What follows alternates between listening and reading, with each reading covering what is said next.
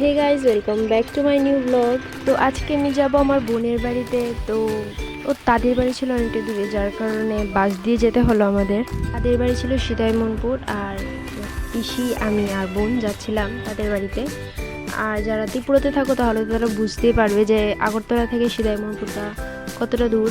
পৌঁছানোর পর এটা ছিল তাদের বাড়ির সামনের ভিউটা।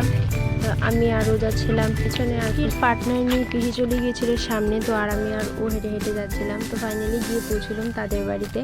তো আমি তাদের বাড়িতে আবার যাই 1 বছর পরে আজকে আবার। তো এর আগে যখন আমি গিয়েছিলাম তাদের বাড়িতে, তখন অনেক এনজয় করেছিলাম, অনেকখানে গিয়েছিলাম, কিন্তু ওইটার ব্লগটা আমি দিতে পারিনি, কারণ তখন আমি ইউটিউব মাত্র শুরু করেছিলাম। মোবাইলের স্টোরেজের কারণে আমার মোবাইল রিস্টার্ট দিতে হয়, যার কারণে সব কিছু ডিলিট হয়ে যায়। তাদের বাড়িতে পৌঁছে আমরা সর্বপ্রথম কাজটা করি, ওইটা হলো তেঁতুল খাওয়া। কারণ কি প্রচণ্ড গরম ছিল, আর গরমের মধ্যে তেঁতুল খেতে অনেক ভালো লাগে। তো তেঁতুল খাওয়ার পর আমরা একটু রেস্ট করি। রেস্ট করার পর আমরা যাই ভাত খাওয়ার জন্য, কারণ ভাত খাওয়ার জন্য ওর পিসির বাড়িতে যেতে হবে। কারণ